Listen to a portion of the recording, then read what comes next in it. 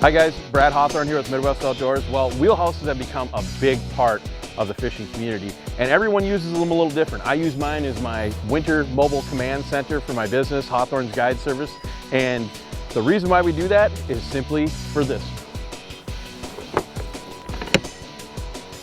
I can drop that gate and literally have all of my tools in one unit, haul it down the road, go to many different lakes as you'll see today, because we are on a crappie mission way back in the middle of nowhere.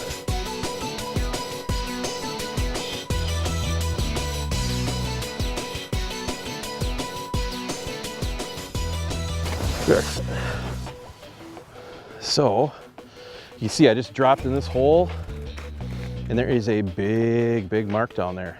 This is all fish. That's why you use chart zoom. I mean, you can tell that's a Christmas tree is really not the term to be used right here. The proper term for that would be loaded. When you see an LX7 lit up from here to here and beyond, you know you're on a ton of fish. And that's exactly why you open up the areas with as many holes as possible to find these big groups of crappie. And usually once you find them, then you just fine tune your presentations to figure out what they want to eat. Whoa, that one's digging a little bit. That feels like a small gill to me, but we'll see. Yep. And he is around the deucer. There we go. Nice bluegill there. Again on the probe from VMC. Now they sell those in packs, and they also sell them pre-rigged on the tungsten head, and it's been a really good lure for me this year. The probe worm it's got all the right things for crappie and bluegill.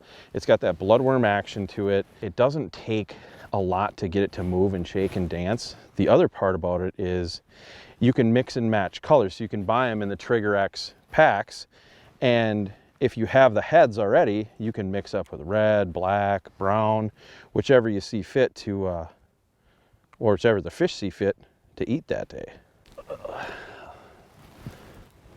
Feels like a little baby gill. Little baby gill. This is kind of what we're looking for, but not really what we want. Is these bigger crappies that are hanging with these guys. And a lot of times, you know, it's about 9:30, somewhere in there. A lot of times those gills, they've just woken up out of their slumber for the night, and the crappies have kind of been bumming around all night, because crappies, you know, notoriously they will feed pretty much all night. So a lot of times what you'll see in the morning is it's usually not the best crappie bite, but it can be really good. That feels like a better fish right there.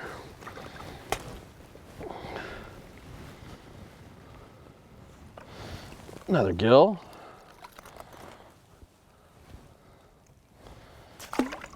And again on that probe jig. It's just beautiful little presentation with a ton of action. Ooh, that one's digging a little bit.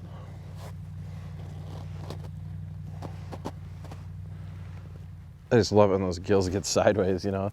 They're just they're a fun fish to catch, and they're usually pretty eager to bite, you know. And it's just fun playing that yo-yo game with them, you know, up, down, side to side.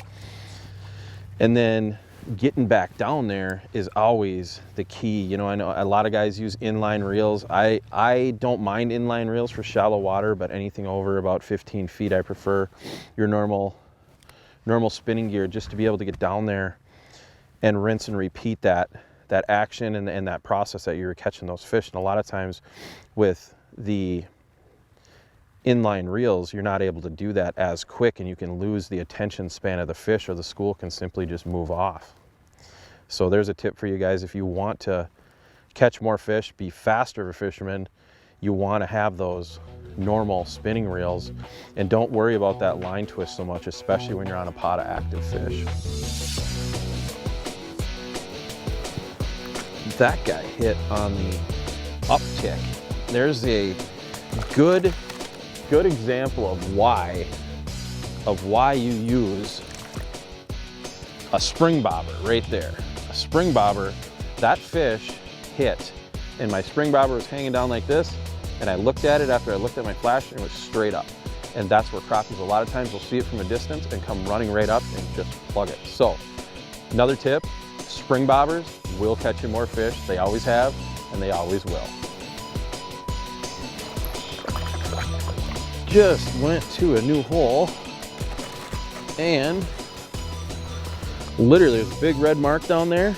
We dropped on him, and he came up and smacked it.